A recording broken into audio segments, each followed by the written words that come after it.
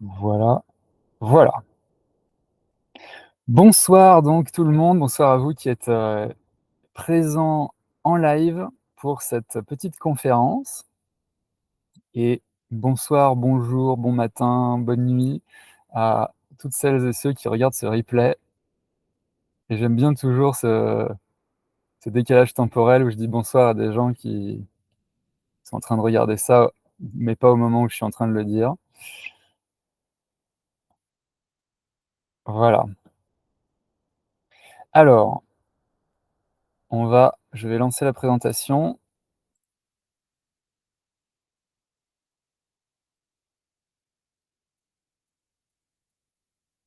C'est parti.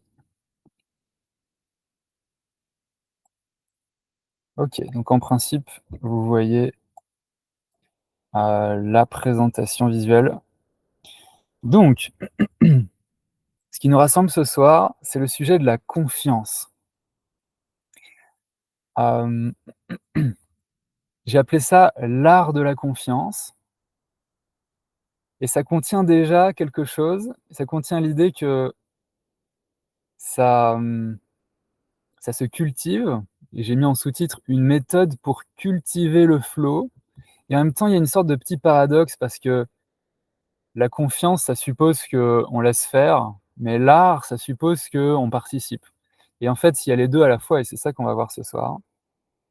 On va voir comment ça se joue, en tout cas de mon point de vue et j'ai envie de vous dire aussi en introduction que, pour moi, c'est un très grand sujet. La confiance, c'est l'assise de tout le développement, spirituel et psychologique. Mais ça suppose une spiritualité et donc on va commencer, par reprendre, hem, quelques bases, on va dire, pour bien s'entendre là-dessus, au début. Pourquoi c'est l'assise? C'est parce que tant qu'il y a pas la confiance, en fait, on continue de contrôler les choses depuis nos conditionnements habituels et c'est ça qu'on a envie d'arrêter. Donc petit à petit, en fait, on cherche à faire confiance à autre chose.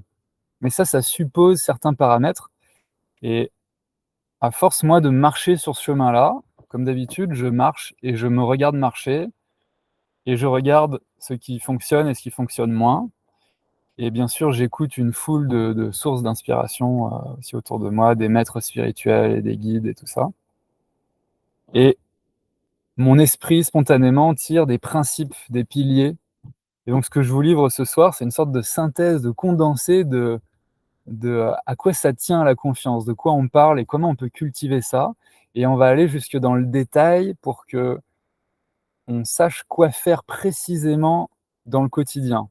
Le but pour moi, c'est que, je vais commencer par là plutôt, c'est que souvent la spiritualité ou en général les bonnes idées qui font du bien dans la vie, on les trouve dans un bon bouquin ou dans un bon stage ou quoi et puis à côté de ça, il y a la vie avec tout ce qui est dedans et toutes les préoccupations et je remarque que c'est une difficulté, très courante et majeure d'arriver à relier les 2, à utiliser les bonnes idées au moment où on en a le plus besoin.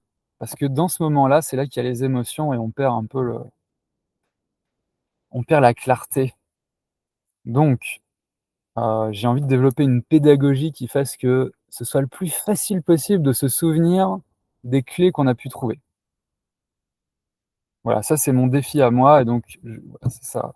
Je vous livre ce soir, un su un sujet, une approche sur un sujet en tout cas et je me disais même en faisant, cette conférence, en la préparant, hem, je me disais: «Je vais peut-être écrire partie 1 et il y en aura peut-être une deuxième et une troisième. Bon finalement j'ai laissé comme ça, mais il se peut que je fasse d'autres, webinaires sur la confiance parce qu'il y a de quoi développer.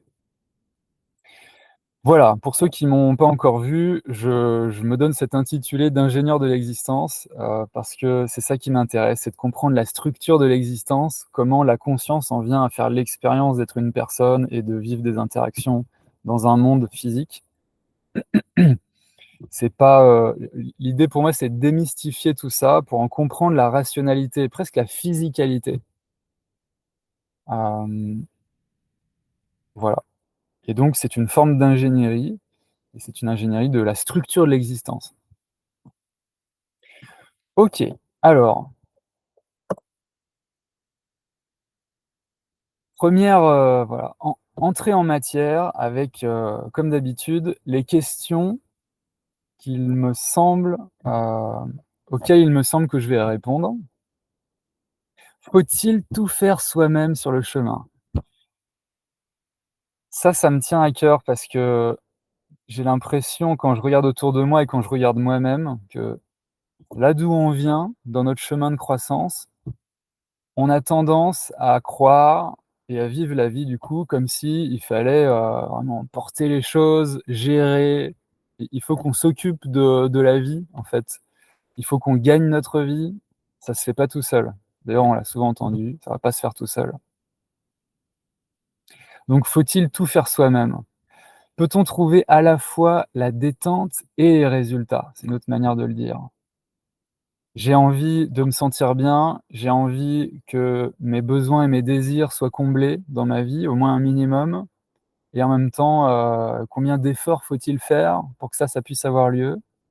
On entend souvent: «Il s'agit de lâcher prise», mais est-ce que ça veut dire ne plus rien faire du tout? Voilà, c'est de ça donc qu'on va parler ce soir. Comment développer la confiance? C'est une autre manière de le dire.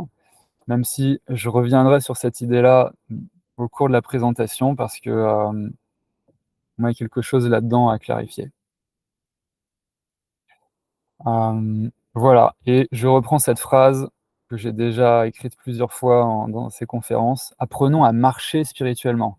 J'ai l'impression, quand je me regarde moi-même et que je regarde les gens autour de moi, que c'est comme si on était, spirituellement des petits enfants et on commence à s'ouvrir à un monde qui est beaucoup plus vaste que le foyer qu'on a toujours connu et papa, maman. Et c'est comme si on apprenait à marcher et la posture debout, on commence à se mettre debout de temps en temps, mais les premiers pas, c'est difficile, on trébuche, on tombe, on se fait mal, on recommence ou alors on recommence pas tout de suite parce qu'on s'est fait trop mal. Si on est passionné, on recommence tout de suite, encore, encore, encore et finalement, il y a des réflexes qu'on commence à choper, heu et puis parfois aussi des mauvais réflexes dans le sens où, ça nous fait marcher mais pas si bien que ça. Voilà, donc c'est une petite métaphore qui vaut ce qu'elle vaut, mais hem, je dis ça aussi avec, enfin, donc je fais partie, hein, de ceux qui apprennent à marcher spirituellement. J'ai l'impression d'avoir fait quelques pas d'avance, donc c'est ça qui me permet de prendre ce rôle. Hem, mais j'ai beaucoup de tendresse pour l'humanité quand je la regarde sous ce prisme-là et je trouve que c'est un moment grandiose de notre évolution collective. Voilà. Alors, ça aussi, c'est une slide qui est importante et que je donne à chaque fois en introduction, même si, bah, je change un petit peu certains mots, mais 3 valeurs importantes parce que là, en fait, on parle d'enseignement spirituel et face aux dérives, plus ou moins classiques, enfin, qui ont lieu de temps en temps, j'ai envie de repréciser certaines choses pour que ce soit vraiment clair. Souveraineté d'abord, tu es libre de croire ce que tu veux. Tout le monde, c'est la liberté fondamentale. Je peux croire ce que je veux. C'est tellement important ce qu'on croit, parce que ça génère toute notre vie, que, c'est important qu'on soit soi-même l'autorité ultime quand il s'agit de croire un truc ou de ne pas le croire. Donc vous pouvez faire votre marché dans cette conférence, prendre un truc qui vous parle, laisser un autre truc qui vous parle moins. Ne me croyez pas sur parole. Simplement, je vous invite à l'ouverture, donc c'est la 3e. Il y a des choses à découvrir. Je vous livre un point de vue qui est le mien. Je vais vous le livrer aussi avec beaucoup de conviction, parce que moi je le cultive dans ma vie et ça me donne tellement de joie. Je ne vous livre que les choses qui me donnent beaucoup de joie et qui sont en même temps très cohérentes pour moi intellectuellement. Et donc je vais en parler avec beaucoup de conviction aussi parce que si vous voulez les prendre et que je vous les livre avec force, ce sera plus facile pour vous de les prendre. Mais ça ne veut pas dire que, il y a pas d'injonction non plus à prendre ça. C'est juste posé sur la table. Voilà Et puis la troisième, compassion. Tu es digne d'amour, quel que soit ce que tu traverses.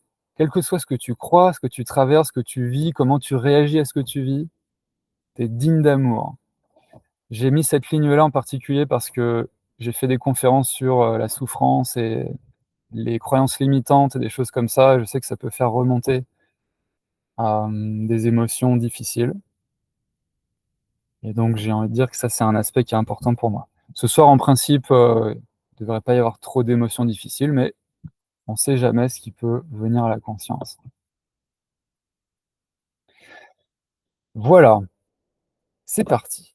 Alors, comme je vous disais, on commence par juste refaire un petit point sur ce que j'appelle le jeu spirituel et que je vois en 3 aspects. Ceux qui me connaissent déjà savent que je travaille beaucoup avec le 3, le 9. Hem Et je mets ça en introduction ici parce que ça va nous servir aussi pendant le reste de l'exposé. C'est une base, en fait. Heu, L'idée ici, c'est que nous sommes quand on s'éveille à la spiritualité, qu'est-ce qui se passe? Donc dans mon langage avec mes mots, hein, chacun le dira d'une autre manière, mais qu'est-ce qui se passe? Je passe d'une conscience où je suis une personne qui est liée à un corps, donc j'ai un début et une fin, j'ai une naissance et une mort qui est en fait celle de mon corps et je suis cette personne-là et cette personne, elle évolue dans un environnement qui est autre, qui est indépendant et que je vais chercher à contrôler, comme je peux pour m'assurer autant de bien-être que possible. Donc ça, c'est la vision, je suis une personne et donc un personnage. L'idée, c'est de passer de ça à une vision plus large, où je ne suis pas qu'un personnage, je suis un être en 3 parties, qu'on appelle souvent âme, esprit et corps, et que moi j'appelle, pour la pédagogie, parce que j'ai entendu pas mal de confusion, notamment entre âme et esprit. Moi j'appelle ça acteur, metteur en scène et personnage. Donc rapidement, comment je vois les choses? L'acteur, c'est ce que je suis en vérité dans le fond. Donc c'est comme si on était dans une impro théâtrale et comme elle dure, depuis aussi longtemps qu'on s'en souvienne, et ben, on s'est toujours senti être un personnage. Mais c'est comme si là, on découvrait qu'en fait, ce personnage que je me sens être, ce n'est qu'un ce n'est qu'une apparence, ce n'est qu'un aspect de moi. Ce que je suis, c'est l'acteur qui anime le personnage. Je suis la conscience qui anime le corps et cet acteur, il est représenté ici par un rond blanc avec des contours flous. Heu, Ça contient l'idée que le blanc, il englobe toutes les couleurs, c'est la somme de toutes les couleurs. Donc c'est l'infini, la plénitude, la complétude et du coup, il y a pas de bord naturellement puisqu'il y a pas de frontières et donc d'une certaine manière, il y a qu'un seul acteur, il y a qu'une seule âme. En fait, on est tous la même chose, mais c'est comme si, le grand soleil, le grand tout, qu'on peut appeler Dieu ou la source, le tout ce qui est, se subdivisait en différentes extensions de lui pour pouvoir vivre des expériences différentes. Et donc, nous sommes chacun une âme individualisée qui est capable de vivre du coup ses propres expériences à côté d'autres âmes, et notamment d'entrer en relation. Mais en vérité, il n'y a pas vraiment de frontière entre nous en fait. On est, on est issus de la même lumière, du même blanc, quoi, du même soleil. Bon, là déjà il y a quelques notions. Je vais un peu vite parce que j'ai fait un webinaire entier juste là-dessus, donc je vous invite à aller voir sur la chaîne YouTube si vous voulez plus d'approfondissement là-dessus. Et donc cet acteur désire, et ça c'est ce que j'ai écrit en dessous, le but du jeu global, qui va ensuite se préciser pour chaque personne et à chaque instant. Mais globalement, le but de ce jeu spirituel, c'est vivre le processus de se recréer soi-même dans l'expérience. Parce que tant qu'il n'y a que du blanc, il n'y a pas d'expérience, il n'y a pas de contraste. Pour qu'il y ait une expérience, il faut qu'il y ait un contraste, pour qu'il puisse y avoir une relation. Donc pour que je puisse me connaître en tant qu'âme, en tant que cette énergie blanche et magnifique, infinie, puissante, ce qu'on veut, il faut que je plonge dans un contraste. Et le metteur en scène, c'est l'aspect de moi qui s'occupe de designer, concevoir, dessiner des contrastes. C'est pour ça que j'ai représenté par un pinceau, un crayon.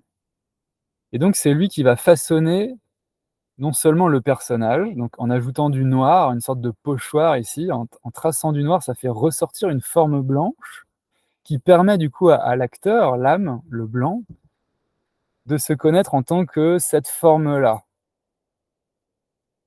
Et le corps, du coup, c'est la silhouette. Mon corps, c'est la silhouette de ce que je me vois être actuellement. La vérité de ce que je suis, c'est à l'intérieur de cette silhouette.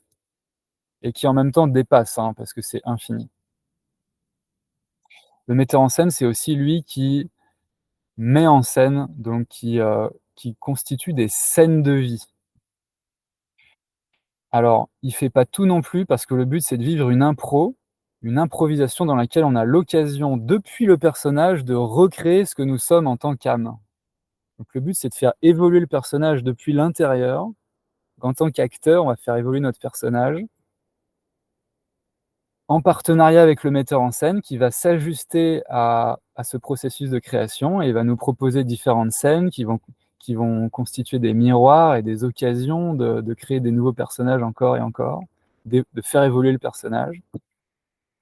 Et vers quoi on va? On va en direction du désir de l'acteur, qui est le désir de se connaître lui-même. Donc l'acteur, c'est aussi la part de nous qui tient le but de notre existence dans le creux de ses mains. Donc c'est notre phare, en fait. Et c'est en nous puisque c'est nous. Donc voilà, c'est tout ça à la fois. J'espère que c'est suffisamment clair pour qu'on puisse continuer. J'y reviendrai du coup par petites touches. Mais voilà pour cette introduction. J'ai oublié de dire, on s'arrête en principe à 21h30 et ça devrait le faire ce soir. Je pense que ce sera un peu plus court que les autres fois. Voilà. Alors, maintenant, on rentre dans le thème particulier de ce soir, qui est la confiance. Je vous la présente, encore une fois, en 3 piliers, parce que les choses se tiennent bien par 3 et c'est comme ça que ça se forme dans mon esprit. On pourrait l'aborder autrement, mais quand on parle de structure, souvent le 3, c'est un nombre qui va bien. Donc voici d'abord rapidement les 3 piliers dont on va parler ce soir. Le premier, c'est de cultiver une idée. Par idée, j'entends ce que j'appelle parfois un principe supérieur. Donc si je reviens juste avant, c'est depuis le personnage, parce que là l'idée c'est d'apprendre à cultiver la confiance depuis le personnage, puisque c'est le point de vue qu'on a la plupart du temps. On n'est pas encore éveillé beaucoup au point de vue de l'acteur et du metteur en scène. On pourrait intégrer ces points de vue-là, mais pour l'instant, on vit les choses en tant que personnage. Et c'est depuis cet endroit qu'on va cultiver la confiance. Et donc, il s'agit de cultiver la confiance en quelque chose qui dépasse le personnage. Ok, donc c'est ça que j'appelle cultiver une idée. Au début, c'est une idée, puis ça devient de plus en plus consistant au fur et à mesure qu'on la cultive. Mais ça commence par une idée. Deuxième pilier, orienter sa confiance. Je vais rentrer après dans le détail de chacun de ces piliers.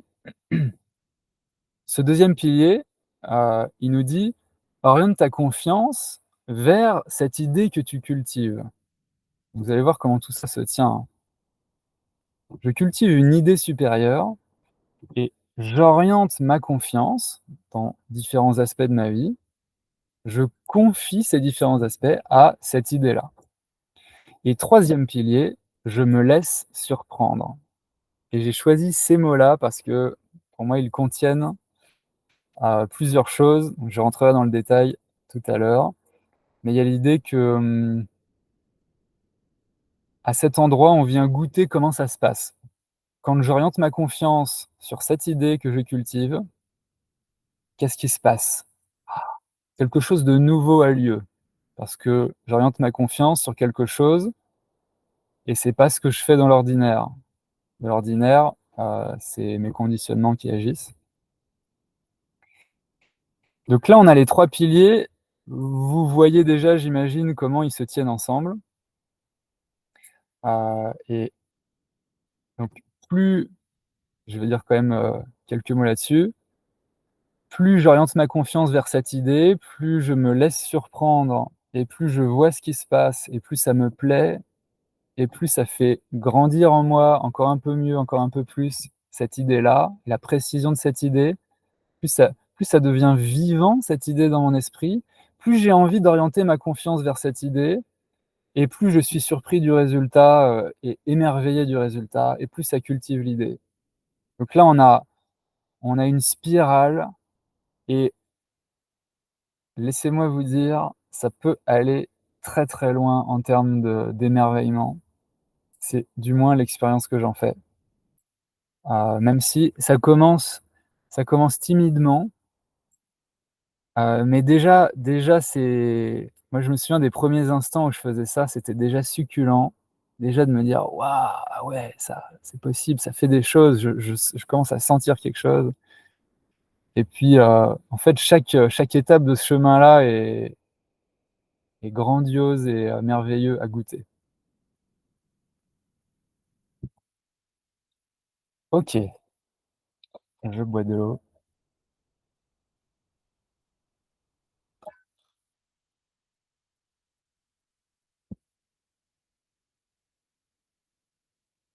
Alors, hop, je refais un petit tour ici juste pour voir vos bouilles et c'est reparti. Tac.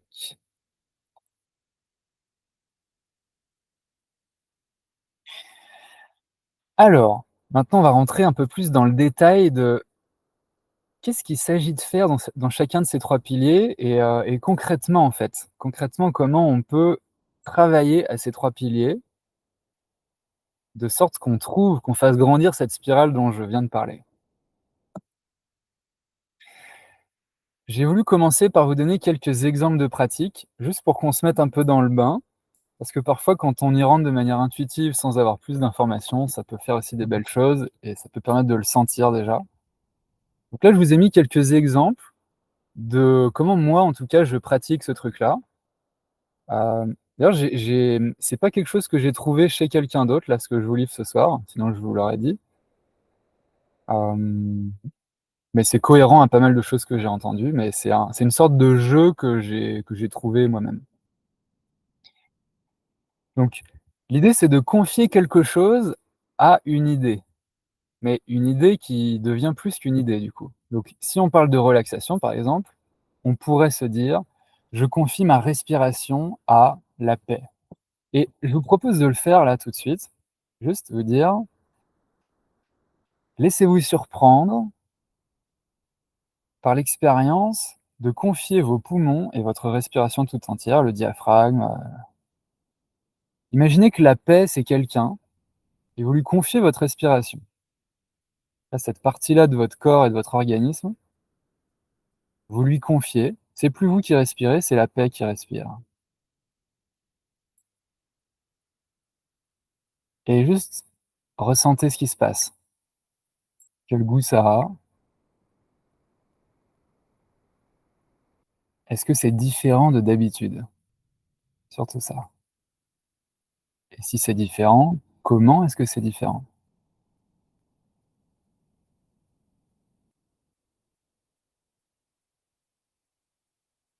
J'imagine que la respiration est tranquille. De mon côté, je ressens une forme de régénération et de l'apaisement. Et vous pouvez peut-être déjà sentir comment, heu, c'est peut c'est peut-être un peu abstrait pour vous de vous dire: «Est-ce que c'est la paix qui respire pour moi? Qu'est-ce que ça veut dire ça?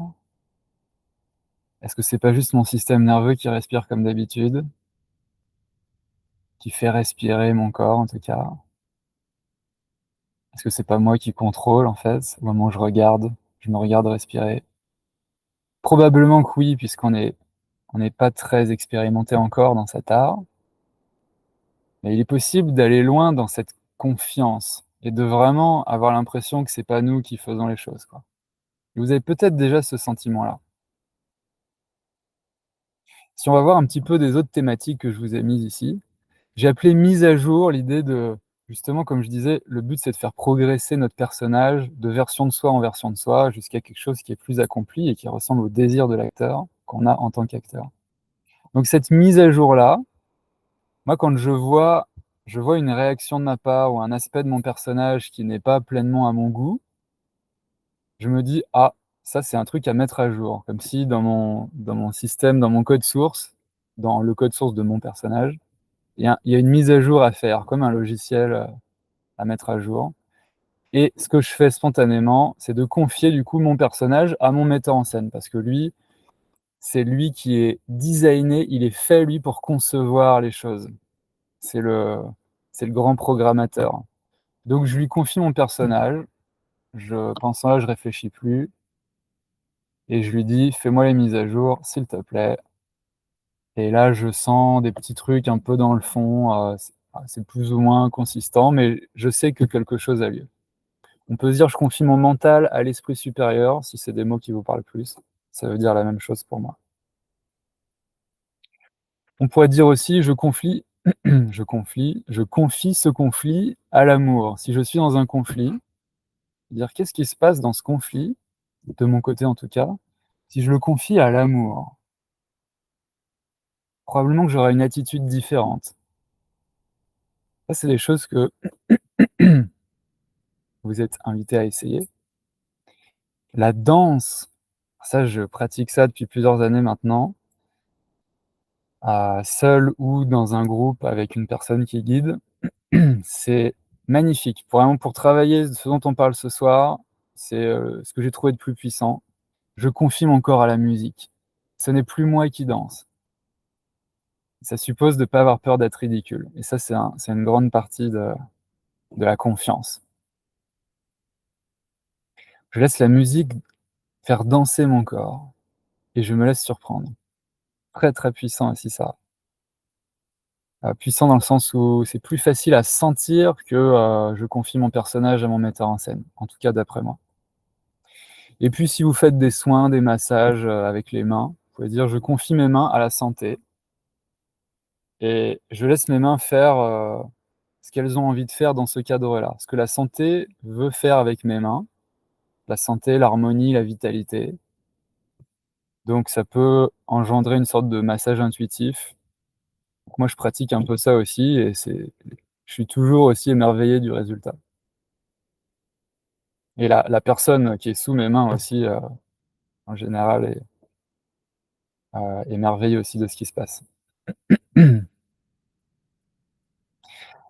On peut appeler ça la transe. Vous voyez ce mot transe, entrer en transe, mais on n'est pas obligé de perdre complètement, d'ailleurs on perd pas la conscience, mais on peut perdre complètement le contrôle du corps et du personnage, ou bien on peut juste faire entrer en transe une petite partie de nous.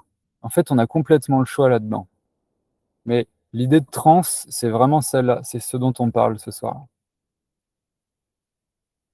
Mais avec l'idée que c'est large, même au cours de nos journées, on vit des sortes de transes à droite, à gauche, sans trop s'en rendre compte, quoi.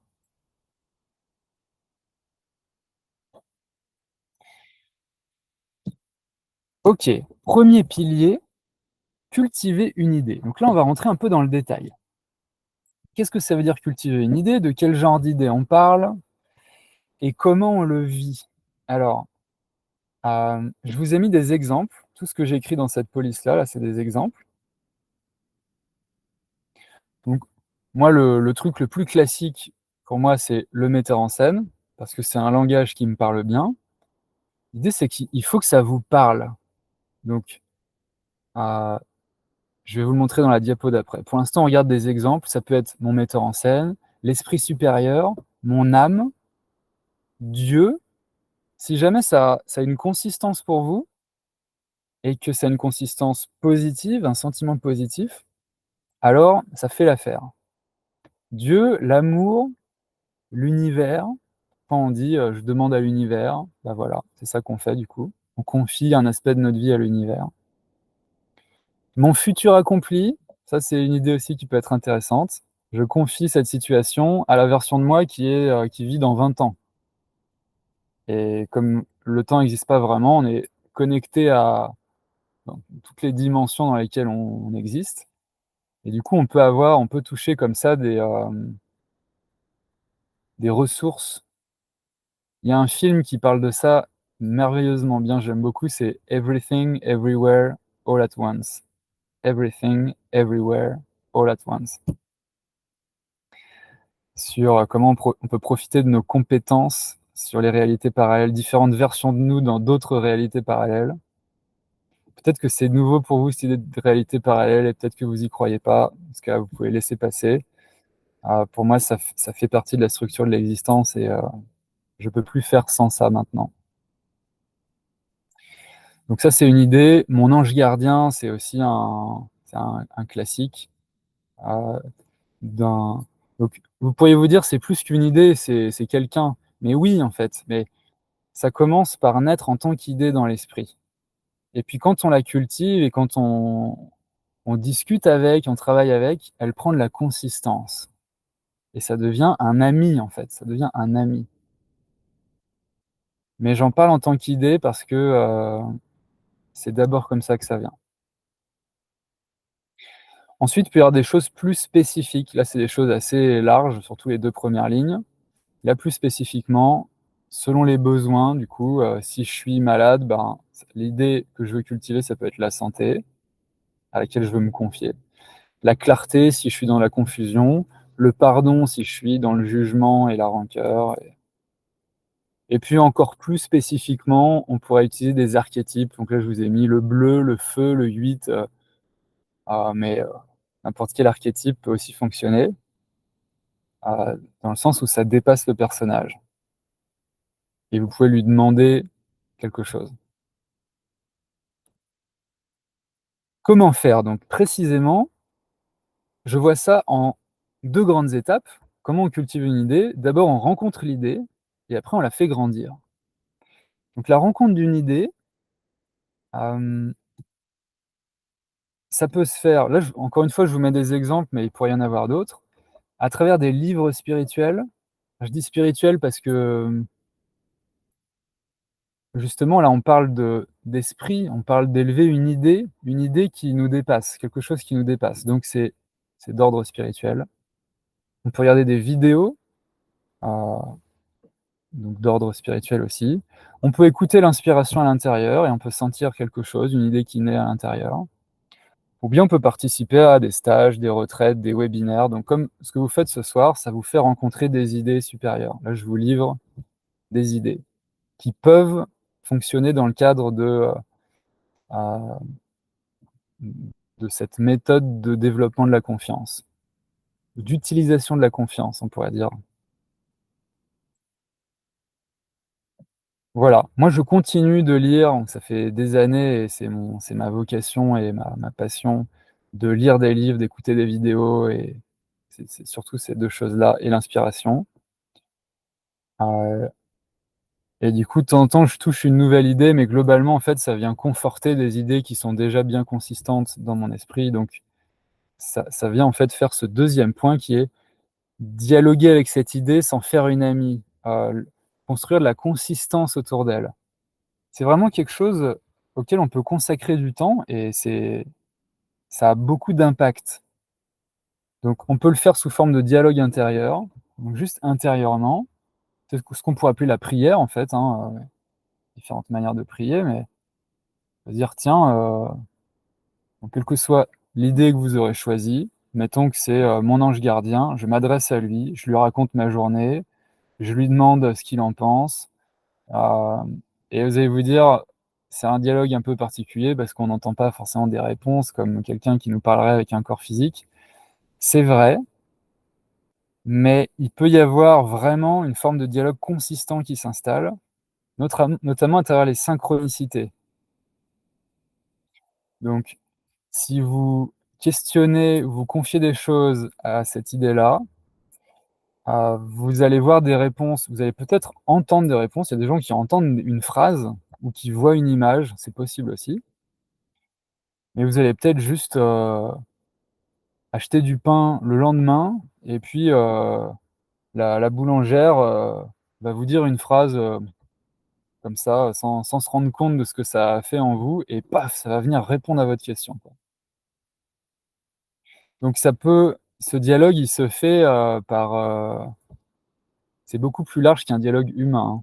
Voilà, il y a beaucoup de vecteurs possibles de communication. Mais l'idée, c'est de le reconnaître quand ça vient, de dire: «Ah, ça, c'est mon idée». Alors, on va l'appeler «ami» de plus en plus. Dans la suite, je l'appelle «idée amie». Donc on dialogue avec cette idée, on s'en fait une amie. Donc là, c'est mon idée amie qui est en train de me répondre. Elle est en train de me faire un coucou. Voilà, les oracles, donc c'est des jeux de cartes, par exemple, le tarot de Marseille ou des choses comme ça. Ça, c'est ou le I Ching ou, on peut même s'inventer des oracles. C'est des moyens par lesquels on peut dialoguer avec, cette idée amie, ce principe supérieur et donc on peut lui faire des demandes notamment. Alors ici, les entraves à, ce truc-là, hem, ça peut être d'avoir l'air ridicule. Si on dialogue avec un truc invisible, on sait même pas si ça existe, bon. Donc c'est vrai que ça demande de passer un peu ça, de se dire: «Je fais l'hypothèse que ça existe et que je peux vraiment entrer en dialogue avec et ne plus être seul dans ma vie, en fait». Seul, existentiellement. Je porte en moi, avec moi, u un ami ou une amie, une idée ressource. Voilà et puis une autre entrave que je pourrais voir, c'est le flot des événements et des activités qui font que je prends pas le temps, j'ai pas le temps, je prends pas le temps de cultiver cette idée-là. C'est comme si, vous voulez cultiver une relation avec une personne, ben, si vous pensez jamais à cette personne, que vous l'appelez jamais et que vous allez jamais la voir, la relation elle va pas grandir. Comme une plante dont on s'occupe pas et qui a pas de terreau, voilà. Donc l'idée, c'est de prendre du temps pour cultiver cette idée amie. Petite synthèse de ça, juste, si vous voulez vous choisir donc encore une fois, vous pouvez vous choisir des idées, spécifiques. Là, j'ai besoin de ça, j'ai besoin de santé, j'ai besoin d'énergie, j'ai besoin ou alors vous pouvez vous dire: «Généralement, c'est toujours la même idée». Moi, je fais plutôt ça, moi, c'est le metteur en scène. Donc si vous choisissez une idée supérieure, il y a quelques critères pour que ça marche bien. Il faut que ce soit 100 connecté à vous, dans le sens où, il faut que ce soit toujours avec vous dans votre conscience. Il ne faut pas qu'il y ait des moments où vous puissiez vous dire: «Bah, là, là, j'ai pas moyen de parler à mon ami, à mon idée amie».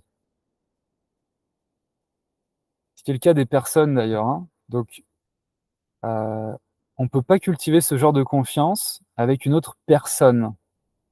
Parce que les personnes, en tant que personnages, sont pas 100 connectées à nous. OK? Par contre, on peut se connecter à l'esprit d'une personne et se dire qu'une personne dont on se sent vraiment proche, on pourrait dire, son âme, éventuellement. Et voilà, il faut que ce soit vraiment quelque chose que vous portez avec vous dans votre conscience et donc dans votre esprit. Ça doit être spirituel, du coup. Donc 100 connecté, c'est toujours avec vous. 100 compétent, ça veut dire que vous êtes sûr qu'il y a jamais une situation à propos de laquelle cet ami intérieur va vous dire: «Désolé, là, je peux pas t'aider, je peux pas te tirer d'affaire».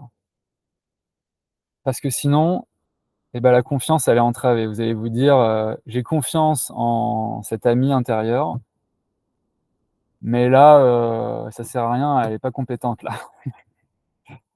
Et du coup, à ce moment-là, je suis seul et je perds du coup le précieux de cette confiance. Donc j'ai confiance que c'est toujours avec moi, j'ai confiance que c'est toujours compétent pour m'aider, ça a toujours une solution pour moi et j'ai confiance que c'est toujours aimant. Ça a l'air évident, mais ça veut dire que ça va toujours me parler pour mon bien. Tout ce que ça va me proposer, c'est toujours pour mon bien et ça a l'air de rien, mais si vous regardez bien, on va regarder ça dans le pilier d'après, il y a bien des situations où on se dit: Là, si je laisse faire, ça a beau être, mon ange gardien ou je sais pas quoi, si je lui laisse les rênes de cette situation, ça risque de m'emmener dans un truc que je veux pas. Donc je vais, en fait, garder le contrôle, comme d'habitude. Moi, je me suis rendu compte de moments comme ça où je me disais: «Bah oui, c'est mon metteur en scène ou Dieu, c'est 100 aimant forcément, c'est l'amour lui-même». Et pourtant, il y a des situations où je vois que j'ai pas envie de lâcher les rênes. Alors ça n'arrive plus beaucoup maintenant, mais et là, je me dis: «Ah ouais, en fait, j'ai pas complètement confiance». J'ai l'impression que ça va pas agir pour mon bien vraiment. Donc voilà, ça f c'est vraiment les 3 aspects à développer, en lien avec la culture de cette idée amie. J'espère que ça va jusqu'ici. On a donc couvert le premier pilier. Le deuxième, alors, ce deuxième pilier, il parle d'orienter la confiance. Ah, ça me donne envie de faire une petite respiration, là, je reviens juste un peu avant. Juste prendre 10 secondes, faire un petit silence, ça permet de compiler ce qu'on vient d'entendre.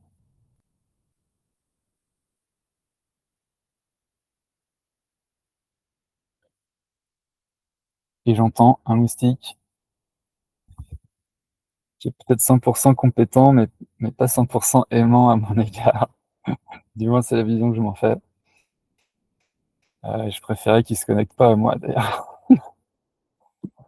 OK, orienter sa confiance, ça, c'est un sujet qui mérite, hem, de poser quelques bases sur, ce que c'est que la confiance et comment ça marche. C'est un peu le cœur, du coup, de l'exposé de ce soir. Je vous propose un changement de paradigme. On entend souvent: «Il faut que j'apprenne à faire confiance. Il faut que je développe ma confiance». Et en fait, ça peut être utile cette idée-là, mais d'après moi, on pourrait dire que c'est un abus de langage. C'est pas vraiment comme ça que ça se joue. Dans le sens où, quand on regarde de près, c'est ce que j'ai écrit à droite, on fait toujours 100 confiance en quelque chose. Donc quand vous vous sentez dans un état de doute, de manque de confiance, qu'est-ce qui se passe en vérité? C'est que vous êtes en train de mettre votre confiance dans le doute. Vous êtes en train de faire confiance au doute. Vous êtes en train de vous dire: «Le mieux que j'ai à faire maintenant, c'est de douter». Et ça, c'est de la confiance, en fait. Vous voyez, je vais un peu plus loin là je vais à un niveau derrière. Quel que soit ce qu'on fait, quel que soit ce qui se passe à l'intérieur de nous et dans notre attitude, si ça se passe comme ça se passe, et ça se passe toujours d'une certaine manière, sur une attitude, un état d'esprit et des actes qui en résultent, quel que soit comment ça se passe, c'est toujours le fruit de ce à quoi on a confié notre situation. Et au moment où vous réagissez à quelque chose d'une certaine manière, mettons que vous vous indignez parce que vous voyez quelque chose, qui vous semble injuste. Vous vous indignez. À ce moment-là, ce qui se passe en vous, c'est que vous avez choisi probablement inconsciemment, hein, c'est pour ça qu'on n'a pas l'impression qu'il y ait de la confiance en jeu à cet endroit-là. Mais inconsciemment, ce qui se passe, c'est que il y a une idée dans l'esprit, donc peut-être à un niveau inconscient, qui dit: «L'indignation, maintenant, c'est l'idée qui va le mieux soutenir mon bien-être». Parce qu'on est toujours à la recherche du bien-être, d'une manière ou d'une autre, une recherche de complétude, et donc là, je me dis: «Si je m'indigne là, c'est comme ça que je trouverai le mieux mon bien-être». Ça, c'est une confiance. On est déjà en train de se confier. Hem, quand si vous avez une addiction à quelque chose et que ça vous soulage, et ben, vous pourriez vous dire: «Je suis pas en train de faire confiance, je suis en train de me replier sur des stratégies». En fait, vous êtes en train de faire confiance à votre stratégie habituelle. Donc l'idée, c'est pas d'apprendre à faire confiance, c'est de considérer qu'on est toujours 100 en train de faire confiance à quelque chose, et peut-être que ça change d'un instant à l'autre.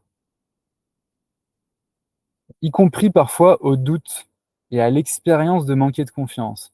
Mais pour avoir cette expérience, il a fallu lui faire confiance. Vous voyez le truc? Je peux faire confiance à la non-confiance, à l'expérience de doute. Donc l'idée ici, c'est d'orienter sa confiance. C'est pas de créer plus de confiance, c'est de changer le placement de la confiance. On peut le voir comme, si vous avez beaucoup d'argent et que enfin beaucoup, en tout cas vous avez de l'argent et vous voulez le placer et quelque part, c'est ce qu'on fait à chaque fois qu'on achète quelque chose, même la nourriture. Où est-ce que vous achetez votre nourriture? Et ben, c'est là que vous placez votre argent quelque part. Et ben, au moment où vous faites ça, vous placez votre confiance. D'ailleurs, c'est vrai aussi, vous achetez un paquet de pâtes à Carrefour, vous placez votre confiance dans ce paquet de pâtes et dans Carrefour pour vous servir quelque chose dont vous avez besoin, qui va vous satisfaire d'une certaine manière. Sinon, vous ne le feriez pas. Donc, ce qui se passe dans l'esprit, c'est qu'à cet endroit-là, on place notre confiance comme de l'argent dans une banque, on pourrait dire. On place notre confiance dans une idée, comme l'indignation. Et on pourrait la placer dans une autre idée. C'est ça que je vous invite à ouvrir là maintenant. C'est que remarquez, quand vous vous voyez faire les choses, dans quelles idées vous êtes en train de vous confier, de placer votre confiance. Et remarquez que vous pourriez la placer dans d'autres idées. Ça, c'est très puissant comme prise de conscience. À chaque fois que vous voyez une réaction en vous, vous pouvez vous demander: «Dans quelle idée ai-je dû placer ma confiance pour qu'il résulte cette expérience-là et ce comportement de ma part? À quoi j'ai dû faire confiance pour me comporter comme ça?» Donc de manière générale, je vous ai mis une petite question ici, une grande question en fait. À quelles idées fais-je le plus confiance pour soutenir mon bien-être? Globalement dans ma vie, à quoi je fais confiance? Et donc vous pouvez commencer par regarder comment vous vous comportez, comment vous vous sentez, parce que ça, c'est le résultat direct de là où vous avez placé votre confiance. OK. Maintenant qu'on a vu ça et qu'on sait qu'il s'agit non pas de créer plus de confiance, mais plutôt de la réorienter, eh ben, on va pouvoir parler de changement d'orientation. Et là, il y a une idée majeure ici, c'est que quand on fait ça inconsciemment, quand on ne fait pas ce que je vous propose de faire consciemment maintenant, et c'est les situations dans lesquelles on considère qu'on ne fait pas confiance, c'est quand en fait on a placé notre confiance dans notre passé. On place notre confiance dans notre passé. Et pourquoi on fait ça? Parce qu'on le connaît notre passé, on sait ce que ça fait. Et peut-être que ça nous a pas mené à beaucoup de bien-être, mais notre système, il est rassuré par le fait que on sait où ça va. On l'a déjà vécu. Et les idées comme une banque, si vous avez mis votre argent dans une banque ou dans une assurance, mettons, ça marche pareil. Si vous voulez l'enlever de cette banque, on est toujours surpris d'ailleurs, si vous voulez fermer un compte en banque, il faut faire un recommandé et si vous voulez ouvrir un compte en banque, c'est plus facile. Si vous voulez partir, c'est pareil pour les idées en fait. Les idées, elles sont programmées pour s'entretenir dans votre esprit et faire en sorte que vous ayez envie de continuer d'investir en elles. Alors quand c'est une idée positive qui soutient votre bien-être, tant mieux, ça fait du bien. Quand c'est pas le cas, bah, ça demande d'être un peu déterminé et de mettre le focus dessus. Dire, «Je ne veux plus adhérer à cette idée-là. Je ne veux plus placer ma confiance à cet endroit-là» et notamment le passé. Le passé, c'est une grande source d'informations qui peut nous aider sur comment on veut faire notre avenir, mais c'est en même temps, en tout cas tel qu'on s'en sert habituellement les humains d'aujourd'hui, c'est la plus grosse entrave, en fait. On est cloué au sol par notre passé, en fait, parce qu'on croit que les choses vont devoir se répéter de cette manière-là. On croit que le présent est une conséquence du passé. On voit les choses comme ça. Ça n'est pas vrai. Là aussi, c'est une idée que je vous propose et puis juste essayez-la. le présent n'est pas une conséquence du passé, parce que chaque instant est entièrement créé à neuf. À chaque instant, vous pouvez changer l'entièreté de, votre choix de placement de confiance, d'orientation de votre confiance et donc ça change votre identité, votre attitude, vos comportements, vos expériences, ça change tout et il y a rien dans votre passé qui vous empêche vraiment de faire ça. Hem, Avec tout de même, je vais quand même préciser ça parce que sinon ça rend pas hommage à toutes les expériences qu'on vit où on se sent vraiment, comme prisonnier de traumatismes. Quand on a beaucoup pensé une certaine pensée, on lui a donné beaucoup notre confiance, ça construit une sorte d'énergie émotionnelle autour de ça. C'est toujours possible de la lâcher d'un coup, mais en général, on n'y arrive pas. On le vit comme difficile et j'ai juste envie de reconnaître ça là, du coup, donc on peut dire que c'est difficile et que ça se fait pas d'un coup. Même si au niveau de l'esprit, si on arrivait à élever notre conscience au niveau de l'endroit en nous où les choses sont programmées, là où les placements de confiance sont décidés, c'est comme des lignes de code, on pourrait juste réécrire la ligne et tac, ça changerait, quoi. Donc c'est juste que dans notre fonctionnement actuel, on a tendance à recréer chaque instant de manière assez similaire de l'instant précédent, de sorte qu'on a l'impression que ça bouge pas très vite. Mais mécaniquement, ce temps-là, n'est pas une nécessité. Bon, donc l'idée c'est de alors plus vous croyez ce que je suis en train de vous dire là, si vous acceptez d'essayer cette proposition, plus vous le croyez, plus vous verrez que votre passé, ne vous pèse moins en fait. Plus vous croyez que le présent est une conséquence du passé et plus vous allez le vivre. Plus vous croyez que votre présent, vous pouvez le refaire comme vous voulez et plus vous allez être agile dans la recréation de vous-même. Donc, au lieu de confier son présent, je fais de mon présent un produit de mes conditionnements passés, ce qui veut dire je confie ce qui se passe maintenant, donc un aspect de moi ou juste, tout mon instant présent, ma situation, mon quel que soit ce qui se passe, la situation que j'ai envie de confier. Je la confie à mes conditionnements passés. Ça, c'est ce qu'on fait quand on n'y pense pas. Quand on réagit juste automatiquement, et ce qui se passe, c'est nos conditionnements passés qui font les choses. C'est là qu'est placée notre confiance. Là, je réoriente la confiance sur mon idée amie, hein, puisqu'on est connecté au premier pilier et qu'on sait maintenant que, hem,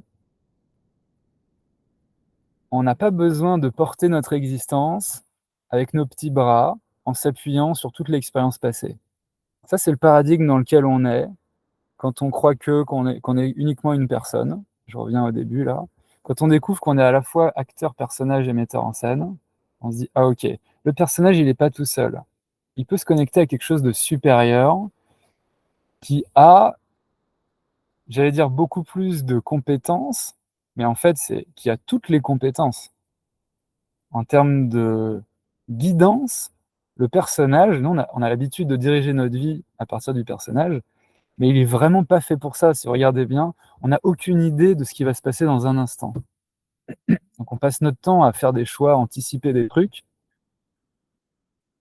et dans une certaine mesure, ça marche parce qu'on produit aussi ce qu'on croit mais on n'a aucune idée de là où on a vraiment envie d'aller et du chemin le plus court pour y aller. Donc on a tout intérêt à prendre conscience qu'il y a des choses on a des alliés intérieurs, en fait et donc là, on réoriente sa confiance sur ses alliés intérieurs, cette idée amie et ça demande une décision intérieure. À des moments clés, d'abord, c'est dire: «Ah, là, quand» j'ai toujours fait automatiquement dans cette situation, en faisant donc comme avant. Cette fois-ci, je vais pas faire comme ça s'est toujours fait, je vais laisser faire mon idée amie. Ça, c'est un acte je ne sais pas si vous sentez comme moi la confiance que ça demande à cet endroit-là. Dire: «Je ne sais pas ce qui va se passer, en fait. Si je ne fais pas comme d'habitude, cette idée amie, qu'est-ce qu'elle ferait de ma situation maintenant?» Et là, il y a le sentiment de lâcher les rênes. Ça n'est possible que si vous avez suffisamment cultivé l'idée amie pour que ce soit vraiment pour vous une amie, quoi. Une amie fiable. Je vous ai mis une question ici qui peut aider à assouplir un peu ce besoin de se reposer sur son passé. Ai-je vraiment envie de laisser mon passé décider pour moi de mon présent? Encore une fois, il est utile d'utiliser le passé comme source d'information. J'ai essayé ça, voilà comment ça s'est passé, mais pas pour prendre des décisions, en fait. Mon passé n'est pas autorisé, il n'est pas, habilité à prendre des décisions pour moi, en fait. C'est pas une bonne source d'inspiration, contrairement à mon idée amie.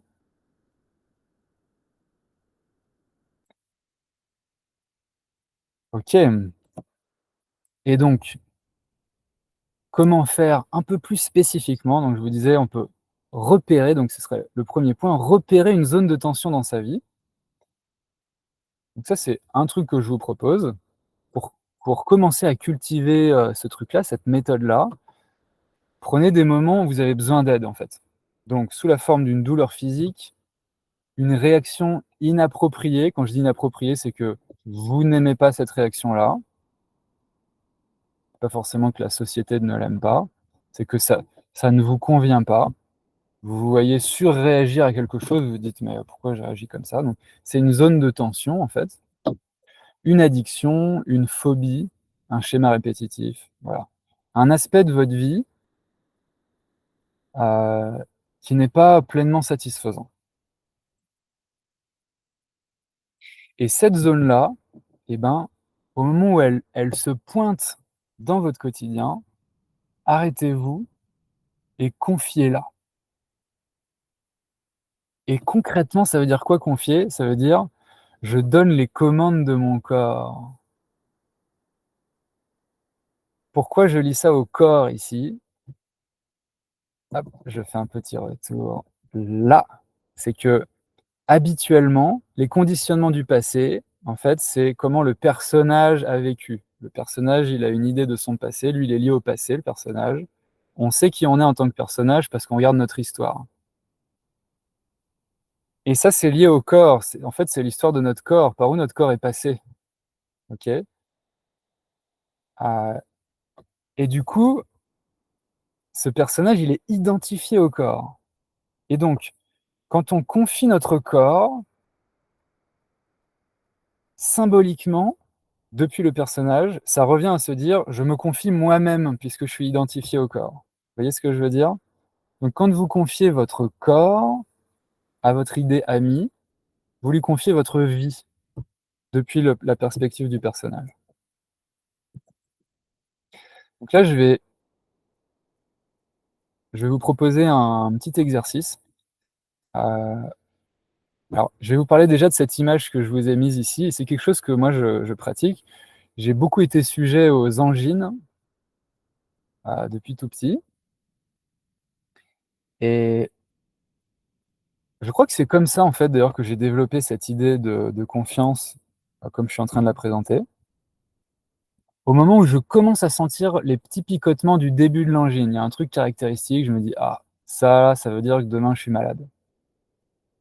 Si j'attends plus, c'est plus difficile de faire l'exercice, donc je le prends au début, et là je confie ma gorge à la santé, à l'harmonie, à voilà, la lumière, quelque chose de fluide, qui est pas malade, qui est pas compatible avec la maladie, en fait, et je laisse faire ma gorge. Je laisse ma gorge faire ce qu'elle veut, et je vous montre ce que ça donne. Quand je fais ça, il y a toujours des mouvements spontanés qui se font.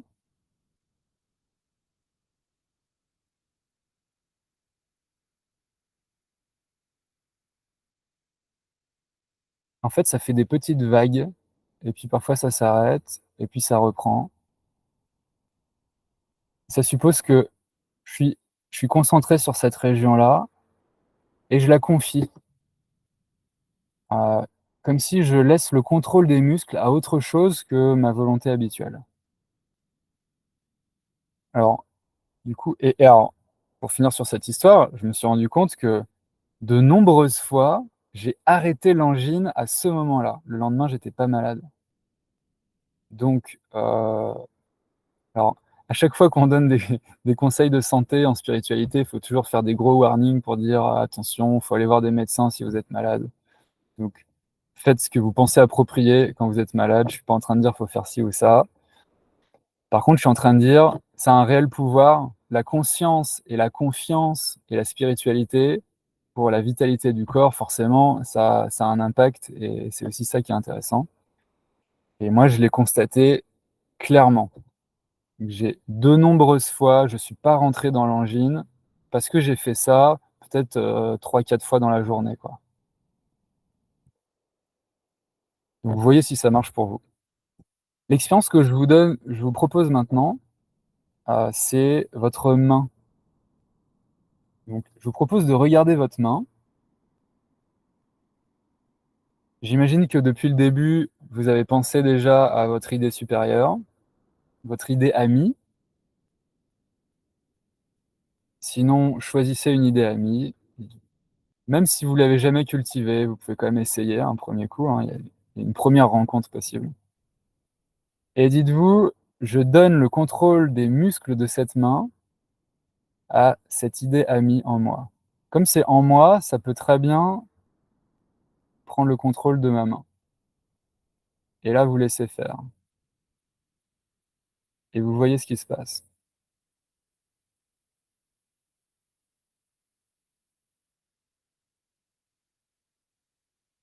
Vous pouvez essayer de changer d'idée, dire: «Si je confie ma main à la douceur, qu'est-ce que ça donne? Si je confie ma main à la force, qu'est-ce que ça donne?»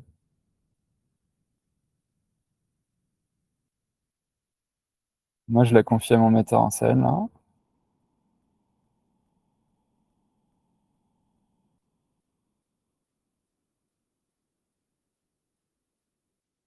Et vous je sais pas si vous sentez ce qui se passe, je suis même capable de parler pendant que ça a lieu. J'ai l'impression de sentir que ma main, elle a envie de faire quelque chose spontanément et tout ce que j'ai à faire, c'est dire «oui» à une sorte de désir, mais que je n'anticipe pas l'instant d'avant. C'est au moment où il veut se faire, tac, c'est comme si je lui dis «oui» au moment où il se pointe et à force de dire «oui», en fait, je dis «oui» d'avance. Comme si une séquence de mouvements venait se présenter à ma conscience en attendant mon approbation. Et comme je suis sûr de vouloir dire «oui», je placarde un «oui» sur ma porte d'entrée. Donc c'est une séquence de mouvements qui vient faire la queue pour entrer chez moi et moi je placarde un gros «oui» sur la porte. «Oui, tout le monde». Je laisse faire cette séquence-là.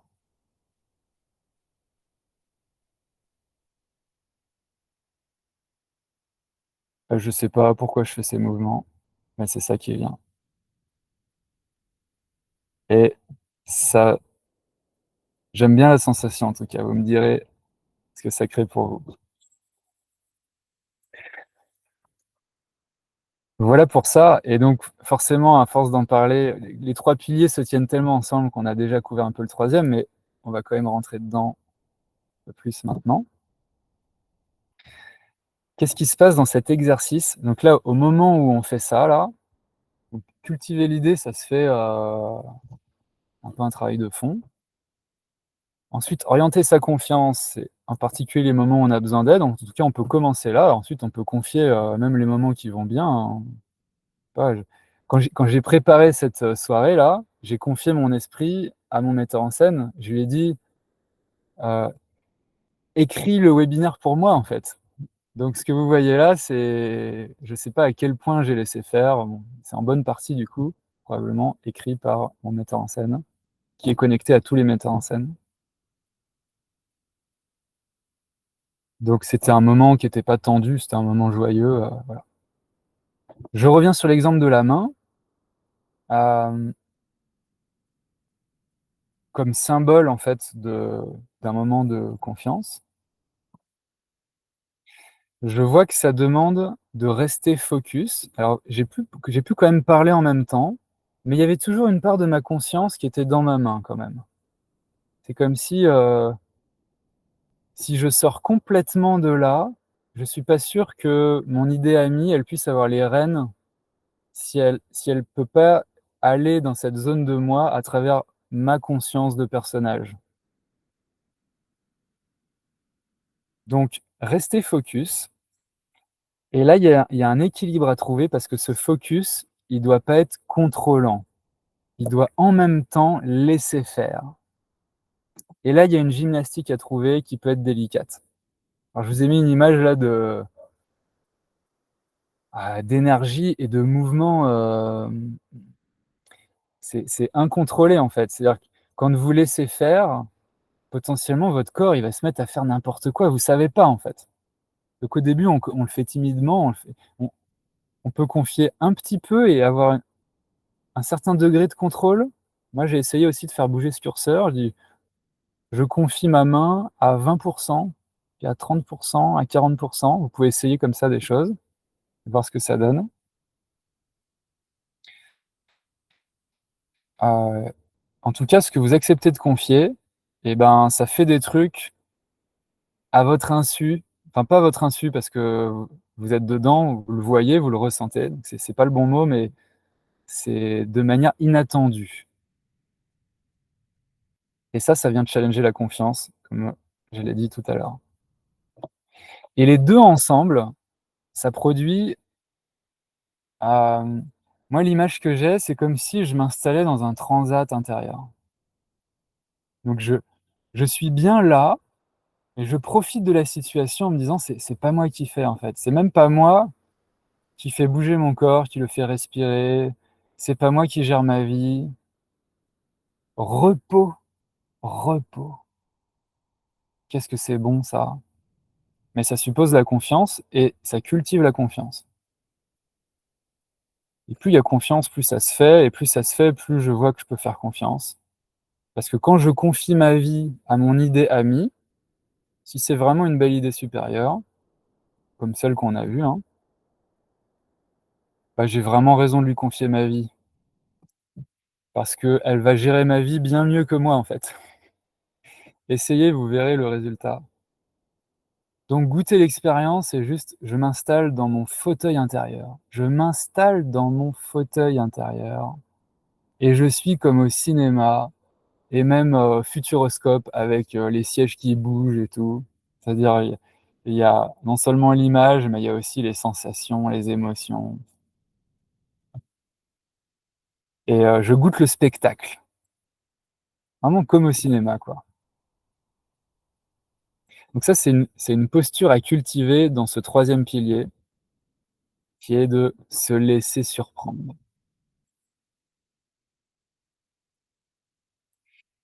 Ok, alors, vient le moment où je vous retrouve. Ah, j'ai envie de refaire une petite pause. Et ensuite, on va prendre un temps d'échange pour celles et ceux qui voudront.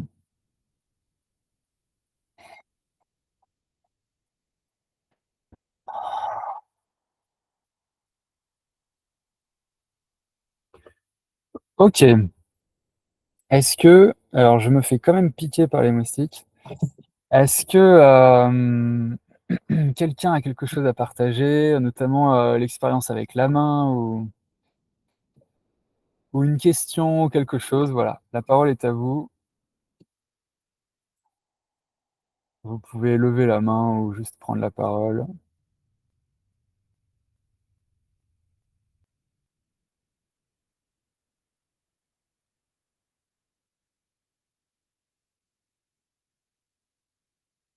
Et si vous n'avez pas de questions, moi j'en ai. Donc, je vais poser ma question. Comment ça s'est passé pour vous? Alors, est-ce que vous avez déjà pensé ou fait ce genre de choses, de manière générale? Et quand vous l'avez fait avec votre main, là, qu'est-ce que ça a donné comme expérience? Est-ce que la main, elle n'a pas bougé du tout? Ou vous avez senti que c'était trop dur de faire confiance? Ou quoi? J'ai pas beaucoup partagé cette pratique avec d'autres, donc je sais pas, pas beaucoup de feedback.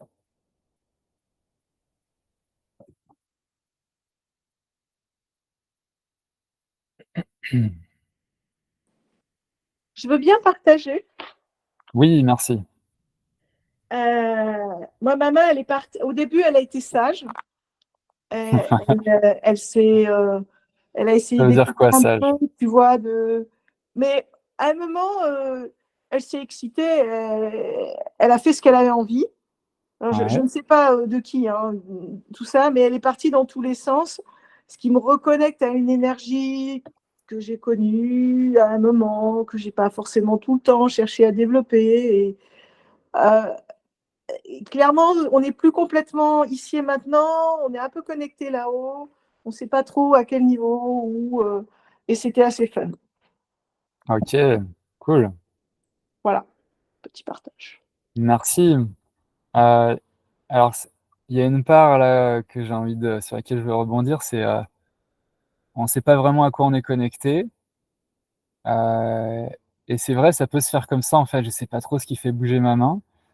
Moi, je trouve ça intéressant d'aller creuser un peu ça en allant, pourquoi pas questionner. Une fois que notre main, elle bouge d'une certaine manière, du coup, on peut se dire intérieurement, bah, s'il y a un truc qui fait bouger ma main, j'ai envie de lui parler. Qui es-tu, en fait? Qui es-tu? Et là, de voir, c'est probablement pas à travers ma main que j'aurai la réponse parce que c'est pas très clair, mais peut-être que je vais avoir un mot ou quelque chose ou entendre la boulangère demain.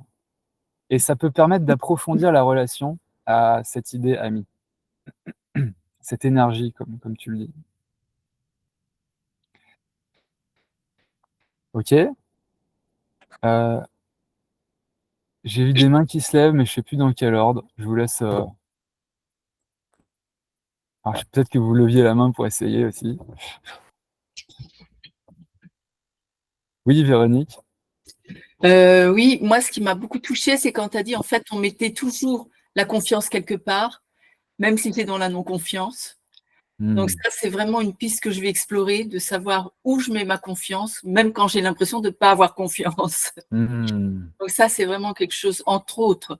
Il y a eu plein de choses, mais ça m'a vraiment percuté. Je me suis dit, oui, il faut vraiment explorer ça. Et alors, par rapport à ma main, il y a eu déjà une grande paix. Donc, je m'étais connectée à la santé. Et ce qui a été étonnant, c'était elle voulait rencontrer l'autre main. C'est un Ok. contact, oui, comme si l'autre main appelait en disant mais on est deux. Ah, Et c'était un toucher, l'envie les deux mains avaient envie de se toucher. C'était très touchant, super. Ah, super. Ah oui, comme un câlin, en fait. Et c'est là que comme quand on... une rencontre, comme Ouais. s'il y avait une nécessité d'une rencontre entre les deux mains. Hmm. Ah, merci pour ce témoignage. Je ne sais pas si vous voyez comme moi la profondeur de ce que ça implique, ça. C'est comme si, quand je retire le contrôle de la volonté d'un aspect de moi, il y a quelque chose qui vient se jouer et dont j'ai besoin probablement, sinon ça ne viendrait pas se jouer en moi. Et ça me permet de profiter de l'expérience que mes mains se touchent comme si, comme si c'était pas moi, mais que c'était quand même en moi et lié à moi. Et ça vient comme un cadeau, en fait. Parce que tant que c'est moi, mes mains, ben, je peux pas vraiment m'offrir ce cadeau-là. Ça demande un peu de distance, quoi. Mm. Est-ce que Superbe. tu peux juste revenir sur les mots que tu as utilisés? Je ne sais pas comment tu appelles, Costa peut-être. Non, Véronique. Véronique. Véronique, pardon. Le premier mot que tu as utilisé était le mot percuter. si j'ai bien entendu, par rapport à ce que Étienne avait dit au début, l'idée t'avait percuté par rapport à où on plaçait cette confiance quand on y avait. Ah oui. Et j'ai entendu le mot percuter et après le mot rencontre avec tes mains et le mot toucher. Et pour moi, les trois font sens. Et dans le mot percuter, j'entends le point de tension par rapport à ce qui se vit dans cette confiance et dans ces rencontres et dans ce toucher qui peut être plus ou moins délicat. Percuter est un mot fort. Merci beaucoup. Oui. Merci. Ok. Est-ce qu'il y a d'autres témoignages? Ouais, Nathalie?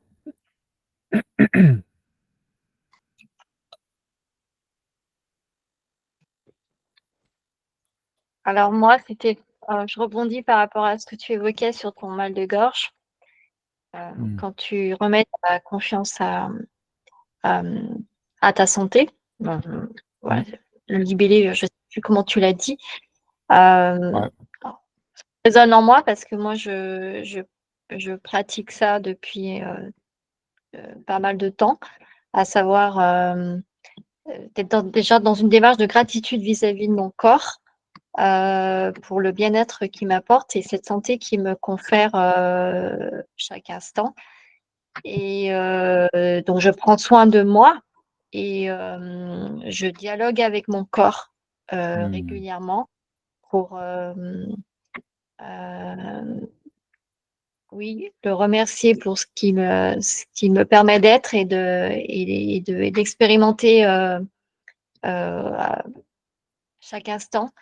Et dès que j'ai une sensation ou quelque chose de désagréable qui peut survenir dans mon corps, hein, je parle, hein, j'entends, je suis attentive et je suis présente et je me mets en posture comment dire, je le cocoon, je le bichonne, je le rassure, voilà. Et voilà, je suis très, voilà, j'ai ce lien-là, voilà. Ah, super. Et en tout cas, je reprends confiance, elle est là, en tout cas envers mon corps et sa capacité à exister, à vivre et à être pleinement en bonne santé, quoi. Voilà. Eh oui. Ah, merci pour ça aussi, parce que ça peut être utile de préciser que le corps, il a sa propre conscience. Il y a une partie de notre conscience qui est dans le corps en tant qu'organisme. Et cette conscience-là, si on la laisse faire, elle va spontanément vers la santé. Donc, d'une certaine manière, je vous ai dit, on peut confier notre corps comme un symbole de se confier soi-même en tant que personnage, mais on peut confier notre corps à la conscience de notre corps. Donc ça vaut le coup de le préciser, ça, parce que c'est pas, et c'est ce que tu dis là. Et ça, je le fais aussi, donc de temps en temps, c'est juste dire à mon corps, bouge comme tu as besoin de bouger pour ta plus grande santé, quoi. En sachant que mon corps, il sait quel mouvement il a le plus envie de faire et le plus besoin de faire. Et je suis, comme tu dis, dans cette attitude de soin, du coup, intérieur, mais où je sais que j'ai rien à faire. Mon corps sait mieux que moi, en fait, ce dont il a besoin. Et peut-être que je vais avoir le goût de la sauge et ça va me dire, bah, il faut que tu boives de la sauge ou quelque chose comme ça. Mais déjà, dans les mouvements, il y a des choses qui se passent et qui font du bien. Merci. All right. D'autres réactions? On va se donner quelques minutes encore. Rémi, t'as levé la main? Ouais. Ok. J'étais très surpris et positivement et interpellé par ce que tu disais sur la confiance qui est mise même parfois dans la non-confiance, dans le doute, dans l'incertitude. Et me venait à l'esprit alors les émotions, parce que on peut décider, entre guillemets, de réécrire, comme tu disais, dans une certaine mesure de réussite, le programme de la confiance, mais sans être parfois sûr d'y parvenir. Mais quid des émotions qui sont par définition des choses qu'on ne maîtrise pas. Et donc j'avais voilà, si tu pouvais le préciser, ou alors peut-être que je suis pas assez renseigné sur le sujet des émotions, c'est peut-être quelque chose d'évident qui est abordé dans d'autres dans d'autres de tes thèmes. Et voilà, c'est déjà pas mal. Ok, attends, est-ce que tu peux préciser la question, c'est-à-dire qu'est-ce que tu cherches à faire de tes émotions en fait? Alors en fait, les émotions, elles te disent quelque chose de toi, de la situation. Et alors à quel moment tu les écoutes, à quel moment tu les écoutes pas, et à quel moment, si tu cherches à mettre ta confiance euh, dans une idée, dans un personnage, dans une entité, euh, et pas te laisser, par exemple, polluer par ton passé ou par une conviction que tu veux pas partager, qu'est-ce que tu fais de tes émotions dans ce cas-là? Parce que c'est quelque chose d'assez spontané et qui dit souvent une certaine vérité. Et donc, Oui. Ah, merci. Ouais. Là, donc on rentre dans de mon point de vue, plus subtil. Et là, du coup, je vais témoigner de mon expérience, c'est que les émotions, elles viennent juste donner une information sur la qualité de la cohérence, en tout cas tel que je le vois, la qualité de la cohérence entre le personnage et l'acteur. Et donc le metteur en scène, parce que acteur, metteur en scène, c'est notre être intérieur. Donc entre ce que je pense en tant que personnage et ce que mon être profond pense, si je suis en décalage, je me sens mal. Si je suis en cohérence, je me sens bien, en gros, avec tout le panel émotionnel entre les deux. Donc l'émotion, elle vient donner une info comme ça. Euh, Au moment où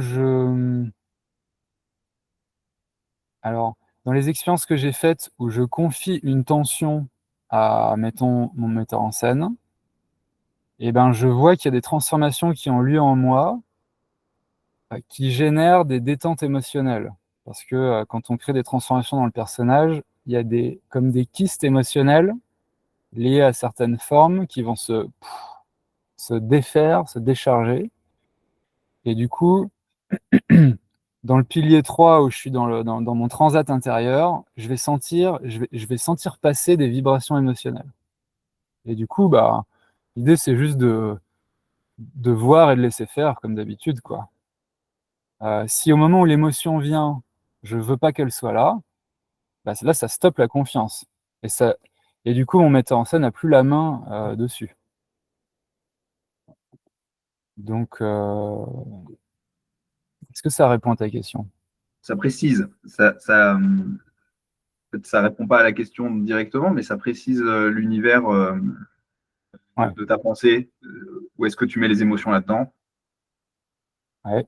Et en fait, ça, c'est pas mal. Ça me donne déjà. Il me manquait, je trouvais, cet aspect, les émotions dans tout ce que tu avais un peu précisé. Hmm. Il manquait cette part-là qui est une part très fluctuante et sur laquelle, typiquement, on a difficilement la main sans avoir travaillé dessus. Ouais. Eh ben, je crois que c'est dans la prochaine slide, je fais une synthèse et tu peux confier tes émotions à ton idée amie pour qu'elle en prenne soin et qu'elle fasse, c'est-à-dire les émotions coincées, elles cherchent à être entendues et à passer, quoi. Et tout le système cherche à aller vers la joie spontanément, sauf là où il y a résistance. Et en fait, tu vois, l'émotion, c'est une information sur ce qui se passe dans l'énergie et dans l'esprit. Donc, moi, j'agis pas directement sur l'information. C'est comme ton tableau de bord dans la voiture. Il y a un voyant qui s'allume, mais tu vas pas travailler sur le voyant, en fait. Tu vas travailler sur la cause. Et la cause, elle est dans l'esprit. Mais peut-être que dans l'esprit, tu as une résistance au fait de voir une certaine émotion. Et ça crée un problème dans l'esprit qui va générer d'autres émotions. Les émotions, elles sont toujours, tu vois, c'est des symptômes, quoi. Ok, bon, ça c'est classique pour le coup, c'est Voilà. typique de ce qu'on dit d'une émotion. Ouais. Ok. Voilà, c'est pour ça que je travaille pas directement dessus. Ok. Par contre, je m'en sers comme boussole, comme information, comme tableau de bord. Ouais. Ok. Je ne savais pas quelle était la place des émotions dans tout ce que tu venais de nous expliquer. Justement, ça me questionnait. Ça marche. Merci, super. Euh, alors, on n'est pas obligé de tous prendre la parole, mais il me semble. Julien, peut-être qu'on prend une dernière question, il est 34. je sais pas si Julien t'a levé la main, mais Non. ok. Je sais pas, j'avais pas forcément grand-chose à dire ce soir. Eh ben ça marche, il n'y a pas besoin. Est-ce que quelqu'un d'autre a envie de dire quelque chose? Sinon, on va. Voilà. Ok. Si, Ok. j'ai peut-être une demande, mais je ne sais pas si tu le fais ou pas. C'est Mhm. que ça serait chouette. Moi, je fais des copies, des captures d'écran sur tes slides, mais je ne sais Mhm. pas si les slides ils sont dispo quelque part. Parce que ça nous permet de nous remettre un petit peu dans le bain dans la Oui. semaine, tu vois, pour Alors, plus facilement. merci. Ça va me demander de me positionner là-dessus. Je sais pas encore. Pour l'instant, je les partage pas directement, mais je vais voir. Tu peux mettre un filigrane si tu veux. Ah, oui, non, c'est pas ça le problème. Il y a toujours mon nom en bas. Enfin, c'est pas ça le souci. Je vais demander à mon metteur en scène ce qu'il vaut mieux que je fasse. Voilà. Et Bon, puis en tout cas, voilà, c'est une demande de ma part et sache que comme moi, je fais des copies d'écran, il y en a d'autres qui peuvent oui, en faire. j'ai vu d'autres personnes en faire aussi, et je me suis dit, bah, attends, je peux te filer les slides si tu veux. Donc, merci pour ça. Je vais Et voir si à tu quel veux pas point je qu'on fasse de distribue ça. copies d'écran, il faut nous le dire aussi, hein. Ah oui, si, si, ça c'est bon. Ça, c'est OK? Ça, je suis déjà OK. Ouais. Voilà. C'était Ok, tout. Merci pour ce merci. webinaire. Merci. Donc, on termine juste avec une petite synthèse. Et donc, on devrait avoir fini avant 45. C'est ce que je me fixe comme limite. Euh, tac. On reprend ça. Et donc, une petite synthèse. Euh, Ici, ça reprend un peu de tout ce qu'on a vu. Donc, on a bien se ternaire, cultiver une idée, orienter sa confiance. Maintenant, vous avez, par rapport à l'introduction, au début où j'ai présenté ce plan, maintenant, c'est un peu plus peut-être de profondeur et de consistance. Qu'est-ce que ça veut dire cultiver une idée? Moi, mon but, c'est que ça ait un sens et une consistance pour vous. Orienter sa confiance, qu'est-ce que ça veut dire? Vous pouvez vous souvenir du placement, comme un placement dans une banque. Tac, tac, tac, tac. Et se laisser surprendre. Donc peut-être ce qu'on peut retenir dans cultiver une idée, c'est se faire un ami dans l'esprit. C'est peut-être ça que j'ai le plus envie de vous laisser en synthèse. Se faire un ami ou une amie dans l'esprit, sous forme de d'un archétype ou de quoi que ce soit. Orienter sa confiance, c'est gérer le placement, sachant que tout notre argent est toujours placé quelque part.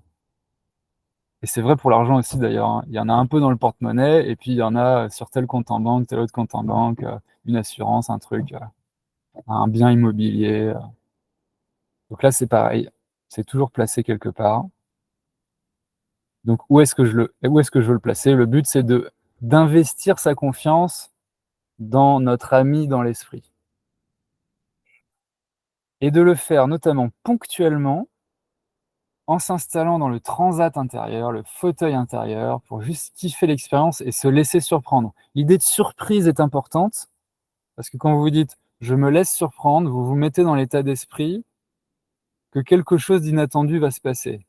Et ça ouvre la porte. Moi, j'ai senti que c'est au moment où je rentre dans l'idée d'être surpris que je laisse faire ce qui doit se faire. Et parfois, il n'y a rien qui se passe aussi, hein, donc ça peut me surprendre d'ailleurs. Quand je dis il n'y a rien qui se passe, c'est qu'il n'y a pas de mouvement perceptible. Mais je sais que bah, c'est ça qui doit se passer, quoi. Voilà. Ensuite, donc ponctuellement, je confie mon corps, je confie ma question. Donc là, typiquement, Isabelle me demande est-ce que je veux partager mes slides. Je vais confier cette question-là parce que je sens que je ne serai pas le plus. En tant que personnage, je ne suis pas le plus compétent pour répondre à cette question. Qu'est-ce qui est le mieux pour moi et pour le monde, en fait, dans cette question? Je confie ma tension si j'ai une tension. Il y a un truc qui est tendu dans ma vie entre deux choses que je veux et qui me semblent contradictoires. Je ne sais pas comment me placer. Hop, je confie ça. Je confie mon émotion. Donc là, petit clin d'œil à Rémi. Ça peut être ça, si j'ai une émotion que je trouve vraiment difficile, j'ai du mal à l'approcher parce qu'elle me submerge, et ben, je peux confier l'émotion elle-même. Ça ne veut pas dire que je la confie en mode je veux plus te voir, maintenant c'est mon metteur en scène qui va gérer ça et je m'en occupe plus. Parce que dans se laisser surprendre, il y a l'idée que la conscience, elle est là en fait. C'est-à-dire que je vais auprès de ma tension, mais c'est pas moi qui en fais quelque chose. Je n'en fais rien. Et ça, d'ailleurs, c'est ce qu'on est invité à faire avec les émotions. Elles nous invitent juste à être présents à elles et de les laisser faire leur travail toutes seules parce que c'est juste de l'énergie qui a besoin de bouger. Mais je peux m'aider de mon ami dans l'esprit pour gérer avec moi cette émotion. Je confie ma situation de manière générale. Il y a quelque chose qui se dessine là, c'est l'idée qu'on n'est pas seul. Et là, je reviens sur l'introduction. Est-ce qu'il faut vraiment tout faire tout seul sur le chemin? Non. Et même en tant que personnage, en fait, on n'est pas conçu, le personnage n'est pas conçu pour gérer les choses. Il ne sait pas faire. On fait tous comme ça tout le temps, ou presque tout le temps. Mais vraiment, je crois que c'est pour ça que le monde est dans cet état-là. C'est que c'est pas le bon outil, en fait. Le personnage, il est là pour percevoir ce qui se passe au présent et confier. Je perçois, je confie. Je perçois, je confie. Et je perçois ce qui se passe quand je confie. Donc, je perçois ce qui se passe dans le présent. Donc, être bien focus sur ce qui se passe maintenant. Et je confie tout. Vous pouvez tout confier. À chaque fois qu'on fait quelque chose nous-mêmes,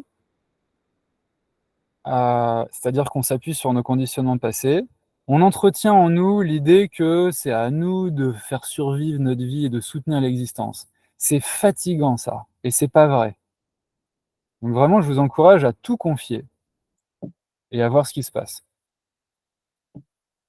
Après, des fois, on a envie de se sentir conduire nous-mêmes les choses, mais du coup, on peut choisir à quoi on confie, qu'est-ce qu'on confie à quoi, et c'est déjà une manière d'être volontaire, on pourrait dire. Voilà en tout cas ce que je vous propose. Voilà pour ce sujet. Et maintenant, alors, ah oui, voilà. Donc ça, c'est ça la dernière slide. Vers une confiance globale. C'est que, à force de produire des moments de confiance locale, c'est-à-dire au début, on confie des tensions parce que c'est dur à cet endroit où on se dit, ah bah là, je me souviens de ce qu'Étienne a dit ou je le faisais déjà avant. Là, j'ai besoin d'aide, alors je confie ça. À force de faire ça et qu'on voit que ça fait du résultat et qu'on le sent dans notre vie, on développe une confiance qui devient globale et automatique. Automatique, ça veut dire que j'ai tellement placé ma confiance dans cet ami dans l'esprit, dans cette idée amie, que cette orientation se fait toute seule. Et ma vie se transforme en un flot harmonieux où je suis plus dans l'idée que je suis perdu et dans une charge mentale à devoir faire les choses et anticiper. Moi, je vous le dis d'ailleurs, dans la vie que je vis actuellement, ça fait quelque temps que j'ai plus du tout cette expérience-là. L'idée de charge mentale même, euh, mais pas complètement, mais presque entièrement étrangère maintenant. Parce que cette idée suppose qu'on porte un truc nous-mêmes en tant que personnage. Or, on n'a pas besoin de faire ça. Donc c'est vraiment, la vie devient facile et merveilleuse parce que du coup, il y a des surprises qui arrivent. Et on sait que ces surprises sont toutes pour notre bien puisque notre vie est confiée à un principe qui est 100% aimant et compétent. Donc ça, ça crée des merveilles. Voilà, si ça peut vous donner envie d'aller plus loin sur ce chemin-là, il y a vraiment, c'est un immense potentiel.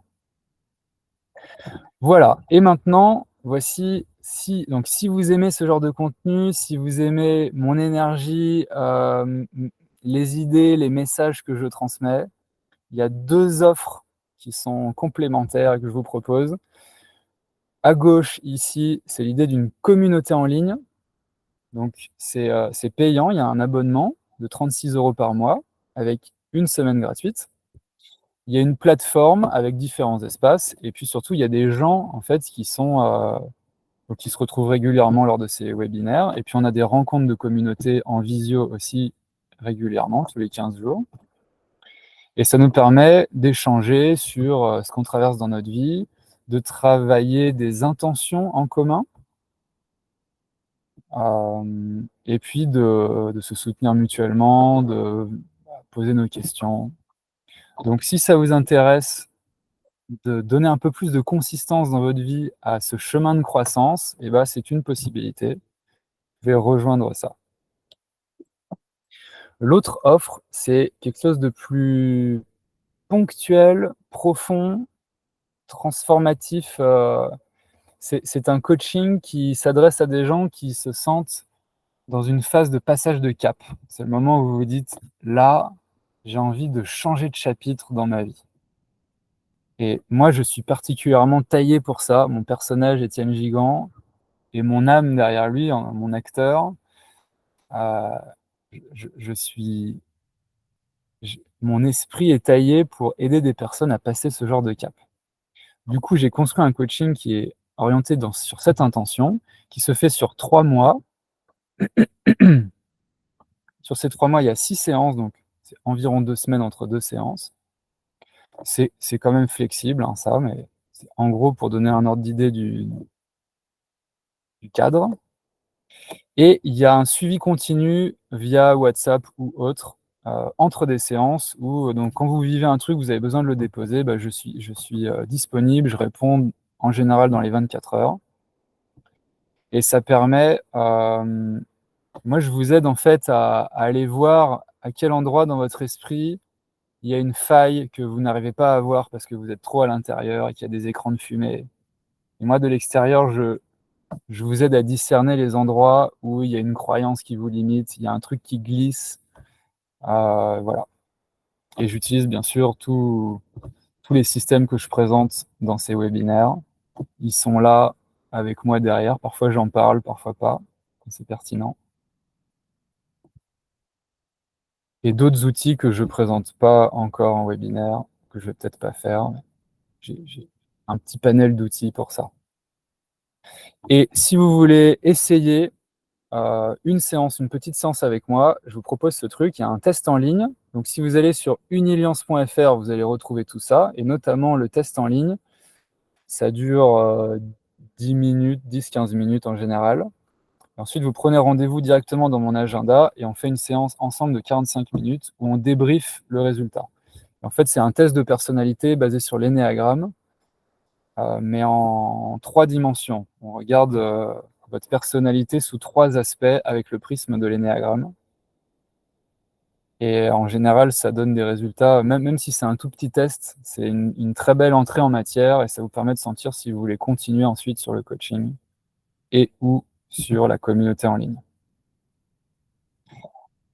Voilà pour ça. Et je suis sur les réseaux sociaux plus ou moins régulièrement. Ok, quelle heure est-il? 47. Presque. Merci. Merci pour votre présence. Merci pour vos partages.